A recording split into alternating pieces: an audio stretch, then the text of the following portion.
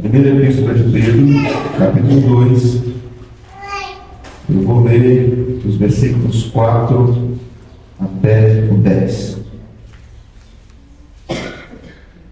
Chegando-vos para ele a pedra que vive, rejeitada sim pelos homens, mas para com Deus eleita e preciosa. Também vós mesmos, como pedras que vivem, sois edificados casa espiritual para ser de sacerdócio santo, a fim de oferecer sacrifícios espirituais agradáveis a Deus por intermédio de Jesus Cristo. Pois isso está na Escritura.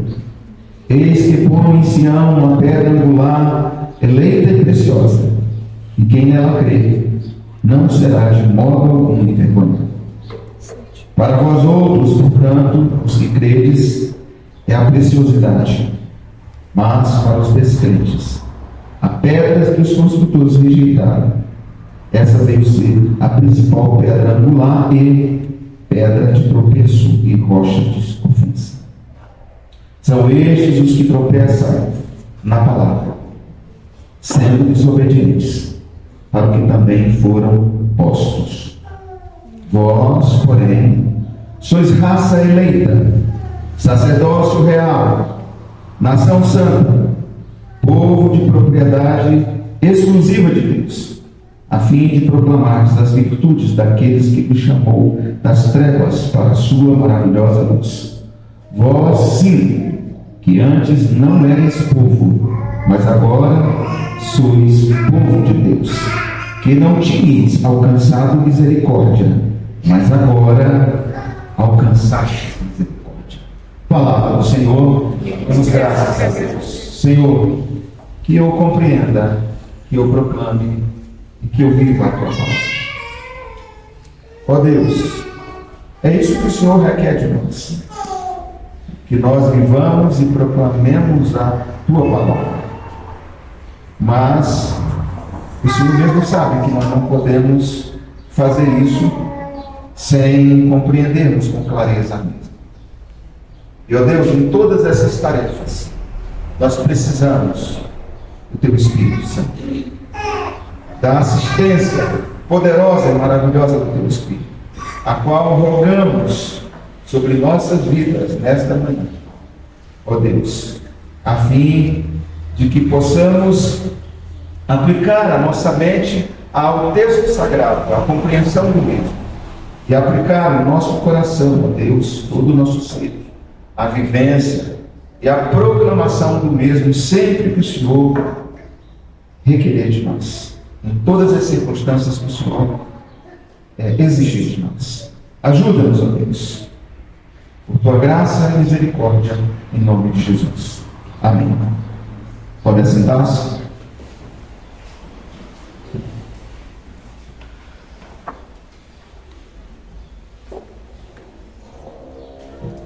Uma das coisas que eu posso dizer que é o principal motivo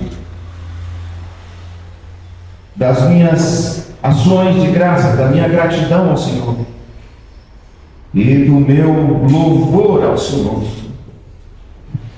é a manifestação de sua misericórdia para com a minha vida. Sobretudo, a manifestação da sua misericórdia salvadora. E num aspecto bem singular, a misericórdia regeneradora de Deus manifestada para com a minha vida. Essa manifestação da misericórdia é uma das principais razões de eu me prostrar diante do Senhor e agradecer, de eu me prostrar diante do Senhor e render-lhe louvores. Até porque quando eu penso na manifestação misericordiosa de Deus para salvar a minha vida, para me regenerar, eu sempre me reporto, eu sempre me lembro de quem eu era e de onde eu estava. Em quem eu era antes de alcançar a misericórdia. de Deus, de ser alcançado pela misericórdia regeneradora de Deus. Eu era um jovem perdido, literalmente perdido. Um jovem escravizado pelo pecado e pelas paixões do meu coração pecaminoso, sem nenhuma intenção e vontade de voltar-me para Deus. Eu era alguém que estava vivendo uma vida alheio à misericórdia salvadora de Deus por meio de seu Filho. E não queria viver a vida que Deus planejou para mim. A vida para a qual Ele me elegeu agora ser antes da fundação do mundo. Não queria. Mas Deus, esse Deus misericordioso, me alcançou, mesmo sem eu querer. Ele veio e violentou a minha vontade? Não. Ele veio de uma forma especial, operou uma obra regeneradora. Por sua misericórdia, Ele operou uma obra de regeneração no meu coração. Me deu uma nova vida de maneira soberana. E conquistou assim o meu coração, dando-me disposições para querer conhecê-lo, amá-lo, fazer parte do seu povo e viver conforme a sua vontade. Eu fui alcançado pela misericórdia de Deus, pela misericórdia regeneradora.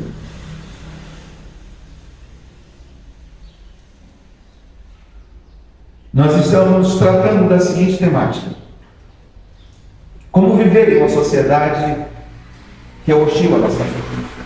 E a nossa temática é exatamente porque o texto de Pedro, uma das questões chaves do texto de Pedro é essa: são instruções e exortações para uma igreja que está vivendo no fogo da aprovação, de uma sociedade que a critica, de uma sociedade que a hostiliza, que a rejeita, que a discrimina. E Pedro, então, inspirado pelo Espírito, o apóstolo, escreve esse texto para aquela comunidade.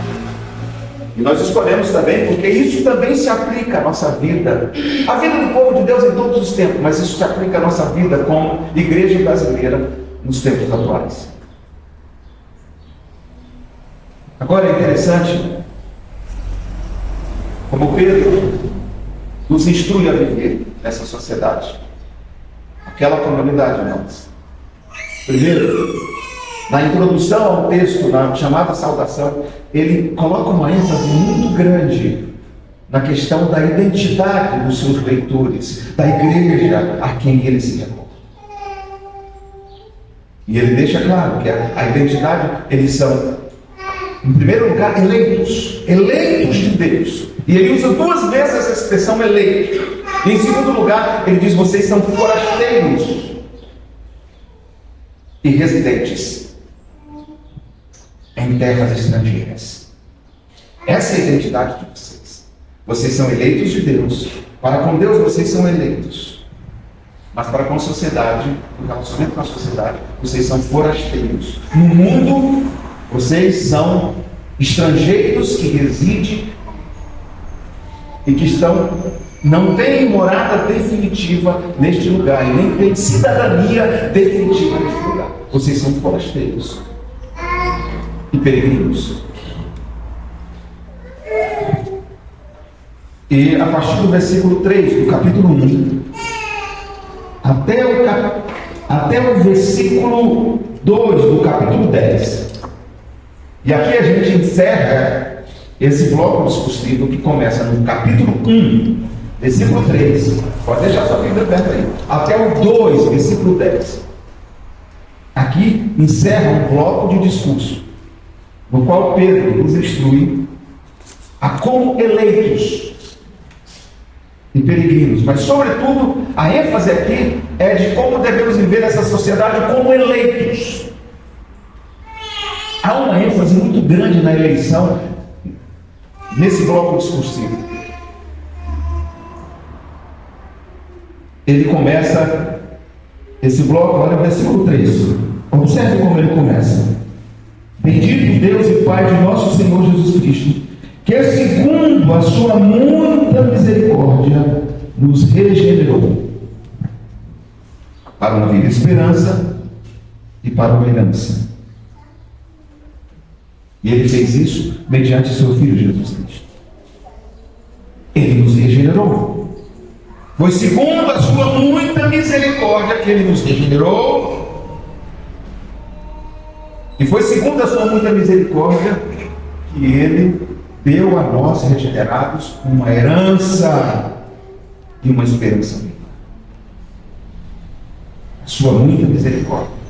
Observe como Pedro termina esse bloco de discurso. Versículo 10.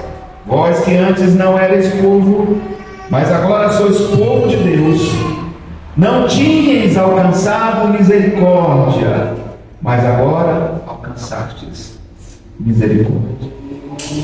Ele começa o bloco de discurso, dando ênfase na misericórdia de Deus, que nos regenera, que nos dá uma herança como povo de Deus. E conclui o bloco de discurso se reportando à misericórdia. Essa mesma misericórdia que nos regenerou e que nos deu uma herança e que nos fez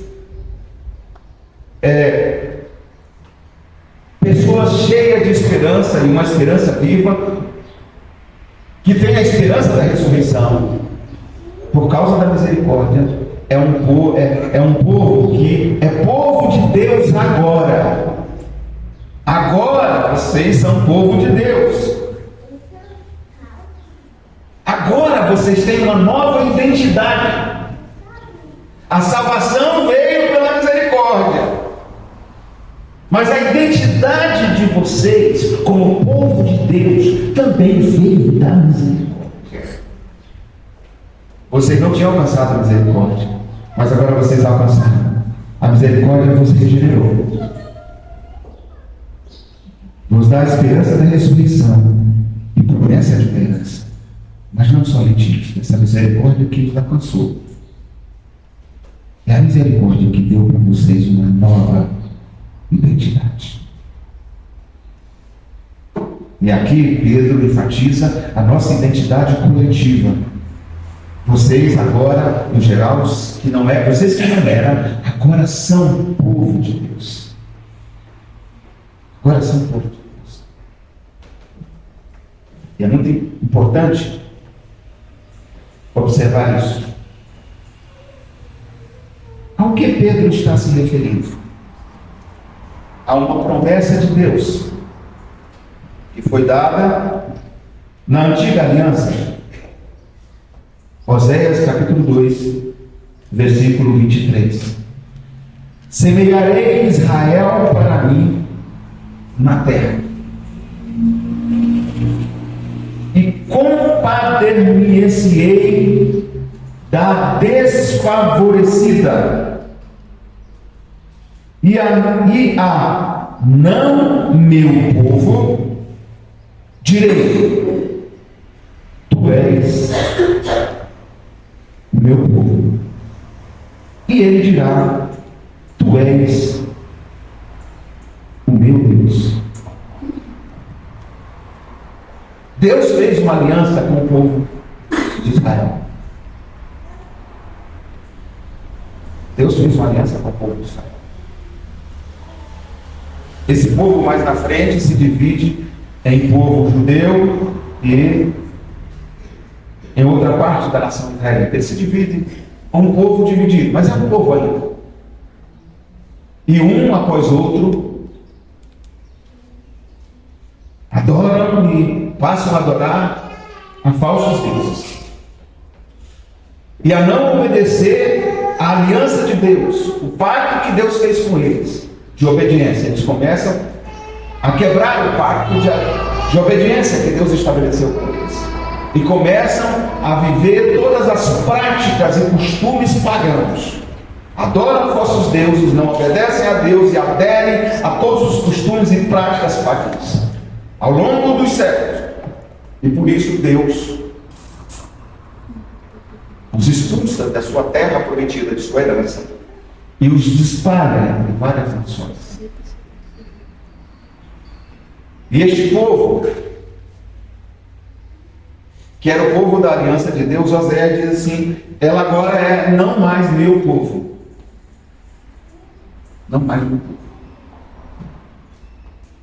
Porque eles quebraram o pacto. Mas Deus disse: aquele que não é mais meu povo, e na prática eles não eram mais, no sentido de estarem cumprindo aliança com Deus. A estes que não são mais meu povo,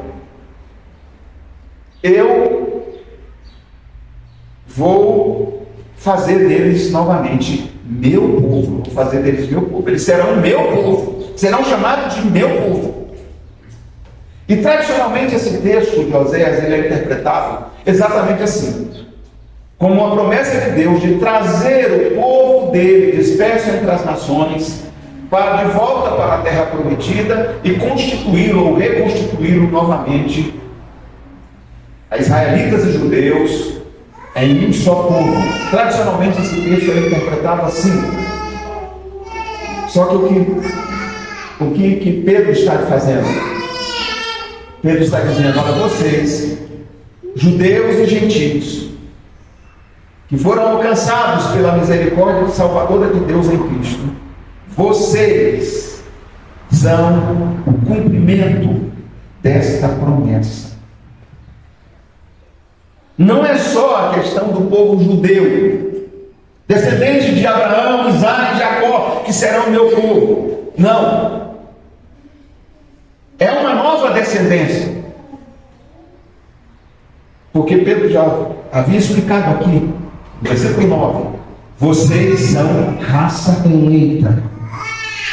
Deus escolheu vocês para serem uma nova raça. Vocês quem? Judeus e gentios que creem em Cristo, que foram alcançados pela misericórdia regeneradora de Cristo. Vocês, judeus e gentios, não somente judeus, judeus e gentios.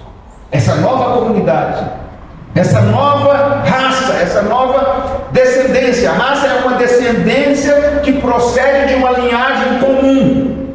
Então vocês são uma nova raça, uma nova descendência que procede de uma linhagem comum. E não é necessariamente a linhagem de Abraão, Isaac e Jacó somente.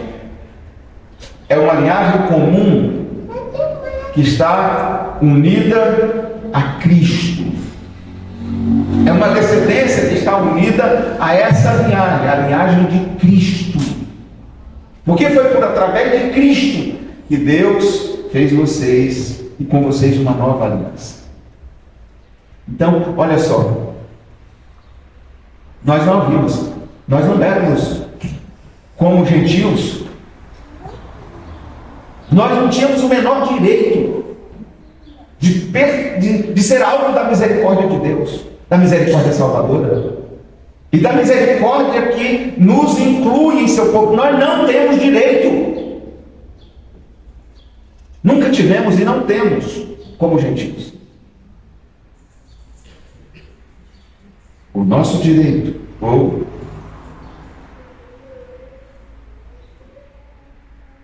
o nosso privilégio,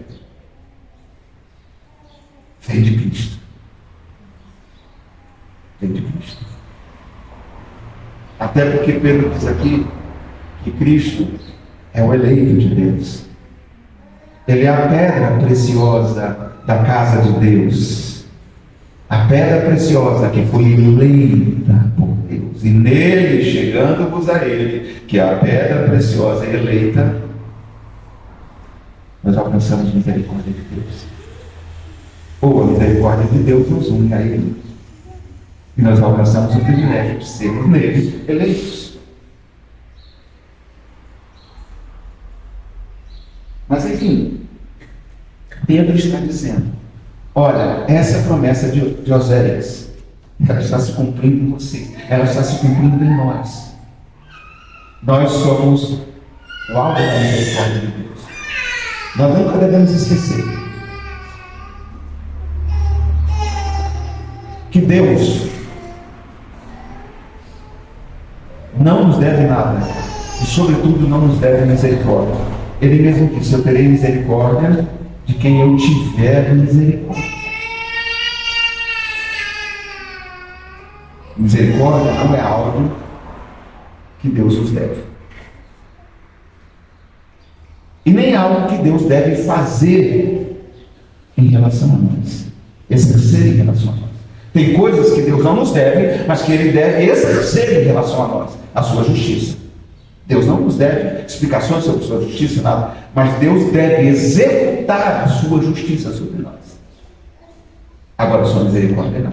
Ele não deve executar a sua misericórdia sobre nós.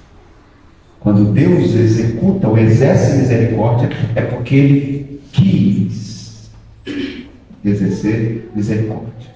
É um atributo, ou o exercício desse atributo de Deus para conosco, é um exercício exclusivo da sua soberana vontade. Ele faz o que Ele quer, quando Ele quer. Então, nós antes não tínhamos alcançado a misericórdia. A misericórdia é salvadora. Não havíamos alcançado a misericórdia. A misericórdia de fazermos parte e de sermos participantes do povo de Deus. Não éramos povo, mas alcançamos misericórdia.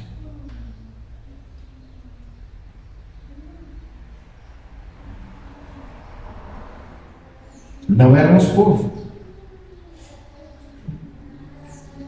Mas por que somos povo? Porque Deus, em sua soberania, nos elegeu, nos escolheu para sermos seu povo. E porque Ele nos escolheu antes da fundação do mundo, Ele decidiu exercer a sua misericórdia para com os seus eleitos.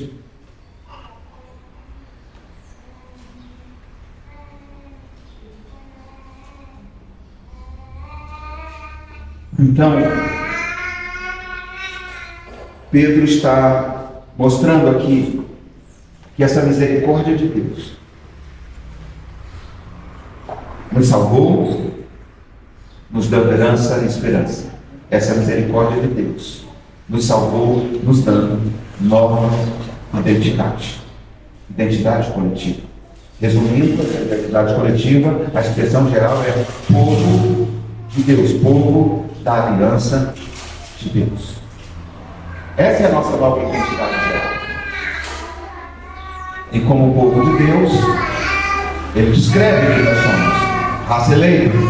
É um aspecto da nossa nova identidade, que é fruto da misericórdia de Deus. Raça eleita, ou seja, vocês são uma descendência que estão ligados a um ancestral comum. Mas não somente isso, vocês são uma nova raça, judeus e gentios unidos a Cristo. Vocês são uma nova raça, uma nova descendência, uma descendência diferente, uma descendência eleita por Deus, uma descendência de regenerados. Essa é a nova descendência de Deus, é um povo regenerado em Cristo, que foi escolhido por Deus. E por conta disso, como é que esse povo que alcançou misericórdia salvadora e transformadora da sua identidade, como é que esse povo deve viver nessa sociedade hostil? Esse ensinamento todo da nossa salvação, a nossa identidade, tem a ver com o quê? Tem a ver não só para nos fazer ver quem nós somos, mas para nos nortear sobre como devemos nos comportar. E é isso que Pedro faz. Por causa da salvação, ele diz: vocês devem viver como um povo santo, vocês devem viver uma viva esperança, Vocês devem viver com temor a Deus. Vocês devem viver amando o vosso próximo por causa da salvação recebida. Porque a misericórdia trouxe uma salvação que vai nortear a maneira que devemos nos comportar neste mundo, nessa sociedade. E porque somos um novo povo, uma nova identidade, como povo de Deus, como é que devemos nos comportar? Porque somos raça eleita. Está implícito a ideia de que essa raça eleita, escolhida por Deus, que são os regenerados, que têm uma nova vida, deve viver na sociedade uma nova vida. Mas uma vida de obediência a Deus. Porque Deus nos elege como uma raça nova para a obediência. E Pedro deixa isso claro no seu texto. Eleitos para a obediência. Se nós somos uma nova geração neste mundo de regenerados, eleitos por Deus, nós fomos regenerados e eleitos por Deus para quê? Para a obediência. Devemos viver nessa sociedade obedecendo a lei de Deus. Sobre isso eu dei exemplos práticos na semana passada, de como devemos viver em relação ao quarto mandamento.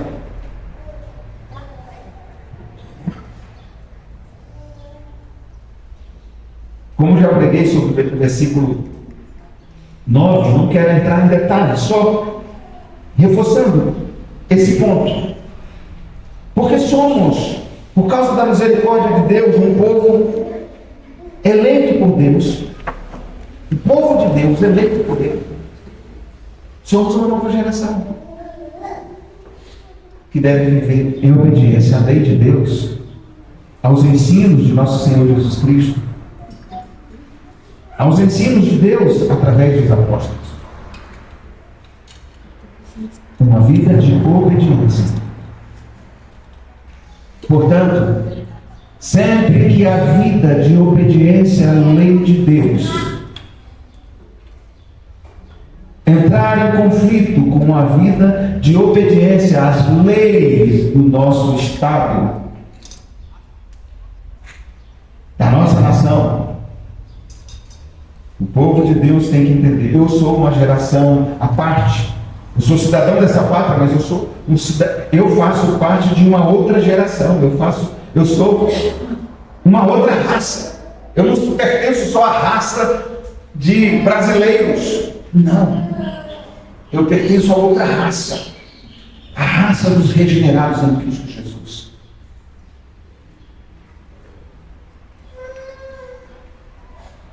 Há uma outra linhagem. Não só a linhagem dos meus pais. Quando a obediência aos pais implicar em desobediência a Deus, com muito respeito aos pais, nós devemos nos lembrar que antes de pertencermos à nossa linhagem familiar, ou acima de pertencermos, não é nem antes, acima de pertencermos à nossa linhagem familiar, nós pertencemos a uma raça eleita. Eleita por Deus para a obediência. Então a obediência primária, prioritária, a obediência absoluta à lei de Deus. Quando a nossa família, a sociedade tentar ditar normas, costumes, que são contrários à palavra de Deus, nós devemos dizer não.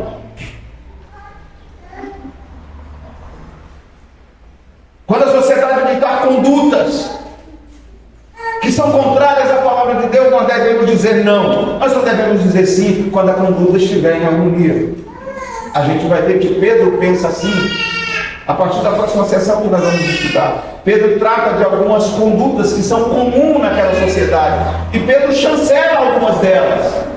Só muda as motivações. Mas quando os costumes, os hábitos são contrários, ele diz: olha, não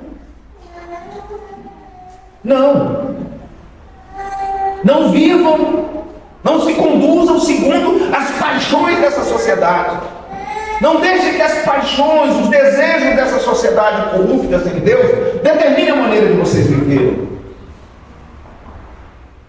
Porque como alvos da misericórdia salvadora de Deus, a misericórdia que nos elegeu para fazer parte do seu povo, nos elegeu para sermos um povo que é uma geração eleita por Ele para a obediência. Pedro diz isso: eleitos para a obediência, eleitos segundo a presciência de Deus. Versículo 3 do capítulo 1: vocês são eleitos pela santificação do Espírito, vocês são eleitos para a obediência.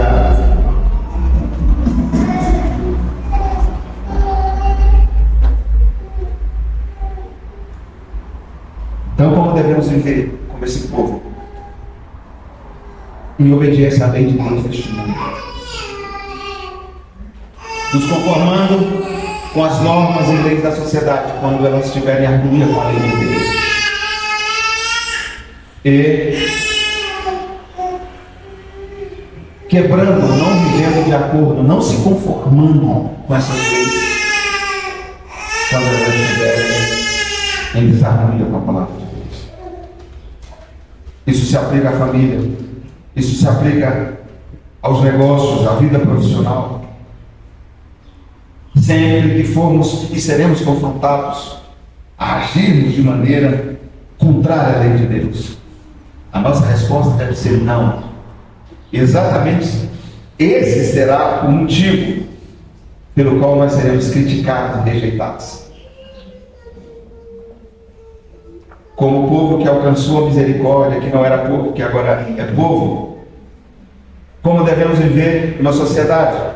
Pedro disse que nós fomos eleitos e alcançados pela misericórdia de Deus para ser uma nação santa, uma etnia. Nação, e a palavra grega que é etnos, uma etnia. Etnia, na Bíblia não existe o conceito de nação igual nós temos na atualidade. Quando ela fala nação, normalmente isso aqui, etnia. O que é etnia? É um povo. Um povo. Um povo com uma língua comum, com costumes em comum. É um povo com uma cultura comum. E aqui é muito claro o que Pedro está querendo dizer. Vocês têm uma nova identidade, vocês são povo de Deus. E porque são povo de Deus, vocês são uma nação, uma etnia santa. Nós pertencemos à nação brasileira. Como aqueles receptores primários do texto de Pedro tinham as suas etnias próprias. Eles vinham de várias etnias. E estavam distribuídos entre várias etnias. Eles estavam entre os cretenses, entre os capadócios. Eles estavam, mas muitos deles nem pertenciam àquelas etnias. Eles eram estrangeiros dentro daquelas etnias específicas da Ásia Menor. Dentro daquelas nações, cada uma dessas etnias são nações, mas eles são estrangeiros que vieram para outras etnias. Mas Pedro está dizendo: olha, não importa se você é daqui, ou se você foi deportado lá de Roma e veio de várias outras etnias e foi deportado para a Capadócia, para a Bitínia, para onde quer que interesse. Vocês que estão unidos a Cristo, vocês que creem em Cristo, e está implícito a ideia daqui de crer em Cristo, porque no versículo 6, Pedro está tratando de quem é crente e de quem é descrente. Qual é o relacionamento de crentes e descrentes com Cristo, a pedra viva? Os crentes, os que creem, para eles a pedra viva é uma preciosidade. Mas para os descrentes, aqueles que foram destinados para a desobediência, os descrentes, Cristo é uma pedra de tropeço. Mas para vocês, Cristo é uma preciosidade. Para vocês, os que creem. Então, os crentes, Pedro está tratando daqueles que creem em Jesus. É tanto que, depois de falar do descrente, ele começa a falar, vós porém. Ou seja, a situação de vocês não é dos descrentes. É contrária dos descrentes. Vocês que creem, vocês são. Mas são santos. Uma etnia separada. Separada de quê? Isolada dos relacionamentos? Não! Não é se isolar relacionalmente. Vocês são separados porque vocês devem viver uma conduta diferente dessa sociedade. Aquela sociedade tinha os seus festivais aos deuses. Não participe desses festivais aos deuses. Sobretudo porque esses festivais aos deuses eram carregados de bebedeiras, de libertinagem sexual. Eram os bacanais. Não, vocês não podem participar dessas festas culturais, religiosas desse povo. Olha, sempre que tivermos festas culturais, religiosas, que são expressões de cultos a Deus, ou de culto ao próprio ventre, satisfação dos desejos do coração, nós somos uma nação santa, nós temos que ser separados. Nós não podemos compactuar com essas coisas. Somos uma nação santa. Então, como é que nós devemos viver nessa sociedade, já que somos assim? Nós devemos viver uma vida santa. E Pedro já havia exortado isso aí, também por causa da salvação recebida. Não só por causa da identidade que temos, também por causa da salvação recebida. Ele disse, olha, por isso, ou seja, por causa da salvação, da regeneração que Deus operou em vocês, vivam de maneira santa, assim como é santo aquele que nos chamou. Como é que devemos viver? Em uma sociedade de maneira santa, separada dos seus costumes, da vivência dos seus costumes, separado da vivência das suas condutas que são contrárias à lei de Deus, separados, não misturados. Devemos se separar da nossa maneira de falar, do nosso linguajar. Já disse, uma etnia tem uma língua própria. Nós não temos uma língua diferente do brasileiro, mas nós temos uma linguagem própria. Uma linguagem. E a Bíblia nos orienta como devemos falar, o que devemos falar. E que determinadas coisas não devem nem ser mencionadas por nós, nem sequer se nomeiem. Você não use nem fale disso.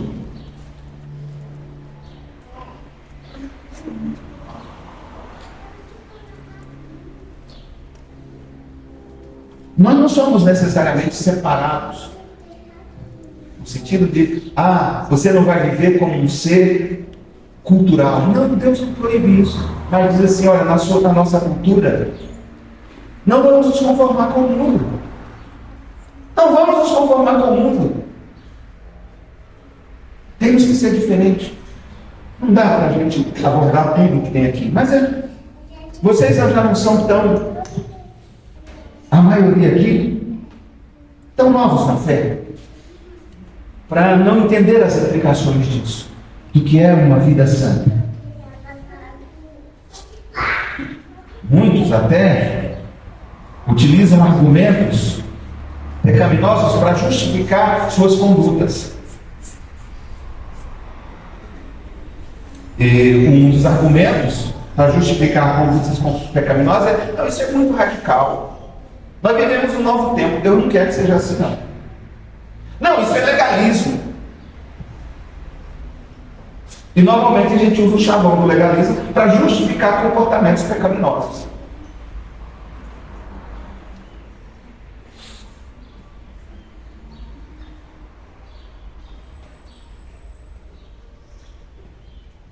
Pedro diz aqui também que nós devemos, porque fomos alvos dessa misericórdia, a misericórdia que nos tornou povo de Deus, além de raça eleita, ou então como raça eleita, devemos viver em obediência à lei de Deus.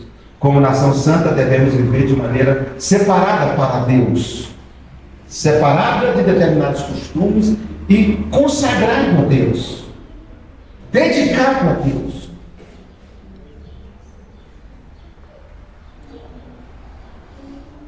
Ele vai dizer também que nós somos sacerdotes, sacerdócio real. Como povo de Deus, nós somos essa nação sacerdotal. E como nação sacerdotal, como devemos viver nessa sociedade? Devemos viver exercendo misericórdia. Nós fomos alcançados pela misericórdia. Essa misericórdia nos fez seu povo e seu sacerdote. Então devemos viver exercendo misericórdia. Devemos viver como intercessores que se colocam como uma fonte. E é importante a gente entender que, quando eu digo assim, que a gente se coloque entre este mundo e Deus, não é entre no sentido de oposição, mas de ponte. Segundo, nós não fazemos isso por nós mesmos, nós fazemos isso em Cristo. Até porque Pedro disse que os nossos sacrifícios espirituais que nós oferecemos como sacerdote são por meio de Cristo. Ninguém pode ser sacerdote se não for por meio do mediador da aliança, que é Cristo. Mas por meio de Cristo, mediador da aliança, nós nele e por ele exercemos um papel sacerdotal em relação ao mundo, o papel de intercessores. Então, essa é a maior maneira que nós expressamos misericórdia por esse mundo. Nós alcançamos misericórdia. E como pessoas que foram objetos da misericórdia, como nós devemos proceder em relação a esse mundo? Demonstrando misericórdia, é o nosso papel sacerdotal. Aí o papel sacerdotal de toda a igreja. Porque o sacerdote, no sentido específico, não foi anulado no Antigo nem no Novo Testamento. Já falei isso para vocês. O pastor Dejaci deve ter falado isso também na sua pregação. Mas o sacerdócio, no sentido específico, é o sacerdote daqueles que foram, dentre o povo de Deus, escolhidos, eleitos para o sacerdócio com o povo de Deus. O nosso sacerdócio pastoral é um sacerdócio restrito ao povo de Deus. Não significa que eu, como participante do povo de Deus, como todo, não devo interceder pelo mundo. Mas, num sentido restrito, Deus nos chamou como pastores e mestres para cuidar do seu povo e para ser sacerdote do seu povo, demonstrando misericórdia, sendo intercessores na oração, representando Deus para o seu povo, na oração, intercedendo também na ministração da palavra, que esse é o papel fundamental do sacerdote. É ensinar a palavra ao seu povo, trazer o conhecimento de Deus para o seu povo, através da palavra, sobretudo, e também da intercessão, da oração. Os nossos sacrifícios são tanto a ministração da palavra. Paulo deixa claro isso em Romanos, que ele queria ir até as regiões da Espanha para ali evangelizar. Ele disse que queria apresentar frutos a Deus, frutos agradáveis a Deus, uma linguagem de sacrifício. Paulo entendia que o seu ministério era um ministério sacerdotal, o ministério da evangelização, da comunicação da palavra, mas também o ministério da intercessão, o ministério da evangelização e o ministério da oração pelo mundo. É assim que devemos viver, intercedendo e testemunhando de Cristo nesse mundo. Nós fomos alcançados pela misericórdia e transformados em povo de Deus. E como povo de Deus, Pedro fala de um outro aspecto. Juntando tudo isso, nós somos geração eleita, sacerdócio real, nação santa. Tudo isso junto é resumido numa expressão de Pedro. Então vocês são propriedade de Deus. propriedade de Deus. É verdade que no texto original não aparece a palavra exclusiva. É propriedade. Vocês são propriedade de Deus ou para Deus. E nem a expressão Deus não existe, mas ela está implícita. Vocês são propriedade de Deus. E a palavra propriedade dá a ideia de que propriedade é algo adquirido com um grande esforço. Eu fui buscar essa palavra no grego e ver a tradução dela, o significado, um dos melhores dicionários que nós temos de grego-português, que é o dicionário de campo semântico. Aí ele vai dizer lá, só tem 2 ocorrências explicando isso lá. Só explica em 2 lugares lá no dicionário. Ele vai dizer, em ambos os lugares, a ideia de propriedade, essa palavra grega para propriedade, diz respeito a algo que foi adquirido com grande esforço. A algo que foi adquirido por meio de um pagamento, por pagamento de um preço muito caro. Nós somos propriedade de Deus. Nós somos adquiridos por Ele. Pedro já dissera isso antes, que nós fomos comprados por um preço precioso, valioso. O sangue de Cristo, o Cordeiro, que foi morto antes da fundação. Nós somos comprados. A misericórdia de Deus se manifestou para conosco. E Deus fez um grande esforço, pagou um alto preço para nos adquirir para Ele. Fomos alvos dessa misericórdia. E por conta disso, como devemos viver nessa sociedade? Aí Pedro, agora não de maneira implícita, mas de maneira explícita, clara, ele diz qual é o propósito de termos sido alcançados pela misericórdia de Deus, sido salvos, transformados, termos uma nova identidade com o povo de Deus. Qual é o propósito de Deus? Ele deixa claro. Eu falei de propósitos que estão implícitos na mensagem do texto, mas Pedro não deixa só implícito, ele deixa explícito sobre qual é o propósito de Deus ter feito isso conosco. Portanto, qual é a maneira que devemos viver na sociedade por causa da nossa identidade? Ele diz, para proclamar-te.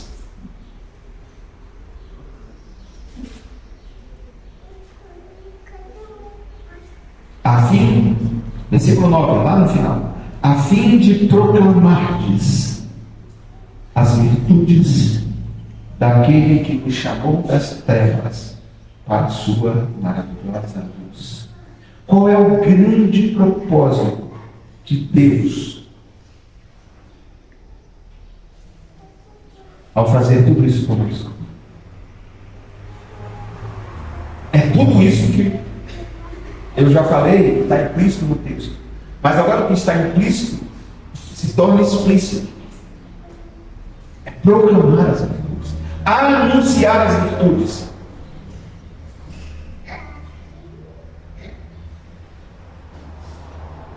Anunciar as virtudes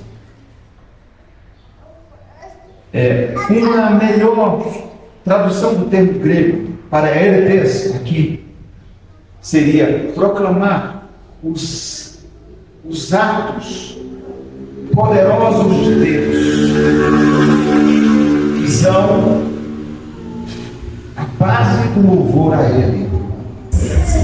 Então, para traduzir desse jeito fica meio complicado, né? É melhor deixar para quem os exegetas mesmo, né, explicar. Ou então, a fim de proclamar o seu louvor. Porque essa é a ideia de Isaías. Esse texto que Pedro está usando também vem de Isaías. Isaías capítulo 43. Já estou quase terminando.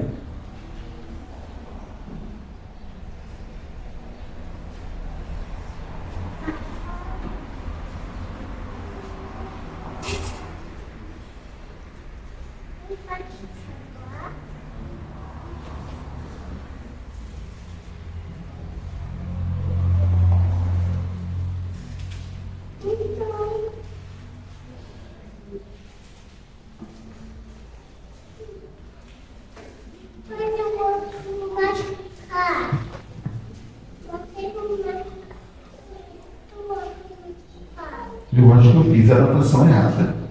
Na semana passada eu citei esse texto, agora eu não lembro onde ele está. Mas é uma expressão que vem de Isaías, onde Isaías diz, promete exatamente que vai trazer o povo de Deus do cativeiro e que Deus faria isso para o seu louvor. Deus faria isso para o seu louvor. Então, Pedro está dizendo, vocês são esse povo da aliança que Deus fez, deu uma nova identidade para que vocês proclamem o louvor, para que vocês proclamem o louvor dele.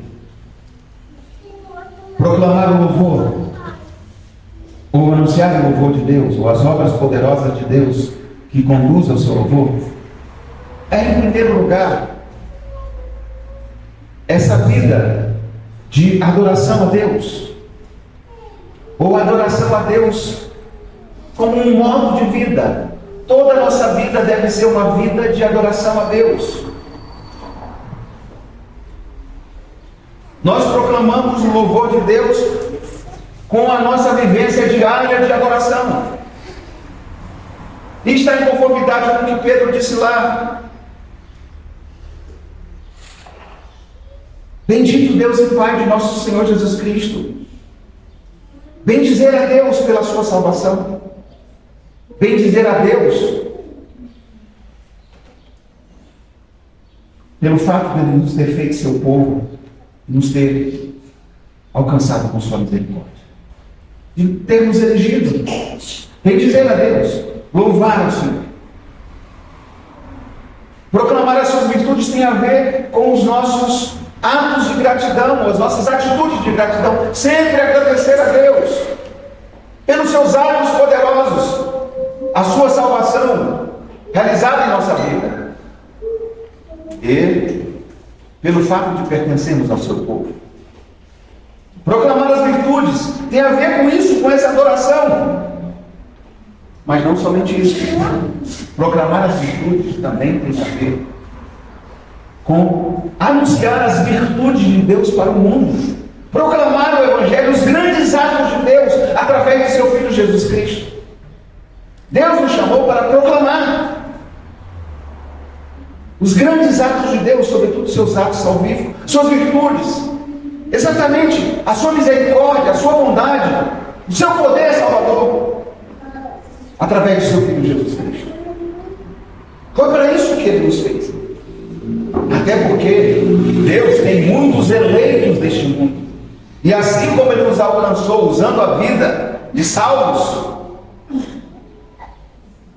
eleitos por Ele, Ele vai alcançar a vida de outros eleitos deste mundo, que nem sabem que são eleitos.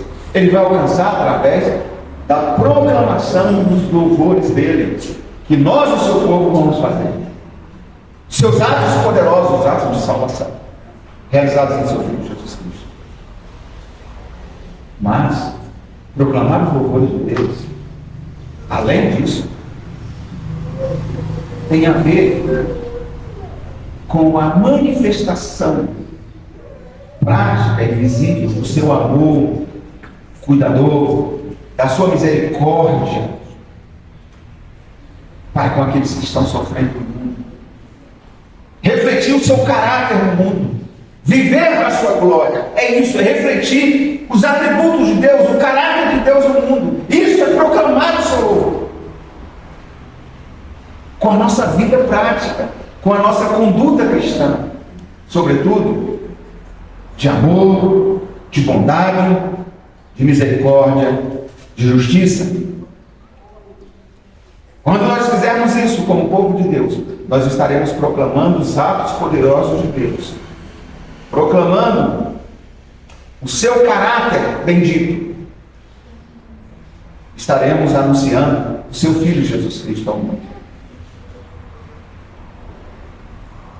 Até como diz o texto sagrado em outro lugar, quando estivermos vivendo dessa forma, como luzeiros do mundo. Isso vai chamar a atenção das pessoas. Quando nós proclamarmos a virtude de Deus com nossa vida, com a nossa conduta, isso também abrirá a porta do coração das pessoas para quererem saber por que vivemos do jeito que vivemos. E será a hora de proclamarmos com as nossas palavras as virtudes de Cristo. Fomos alcançados pela misericórdia, somos povo de Deus. Para esse fim, para esse grande propósito. Isso se resume em 3 palavras: obediência à sua lei, serviço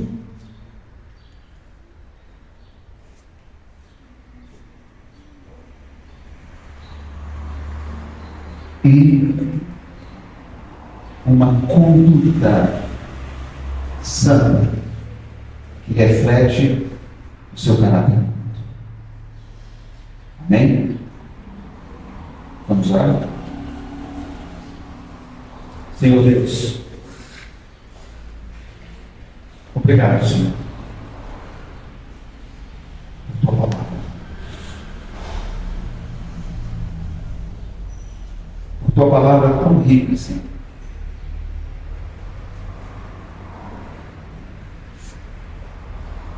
Obrigado por nos fazer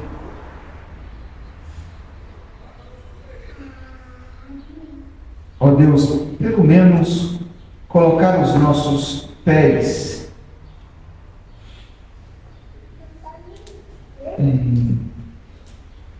em lugares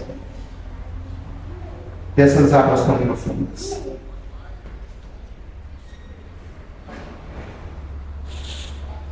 Reconheço que tem muito mais dessa profundidade que precisamos entender com clareza, tem muito mais que precisamos desfrutar e aplicar as nossas vidas.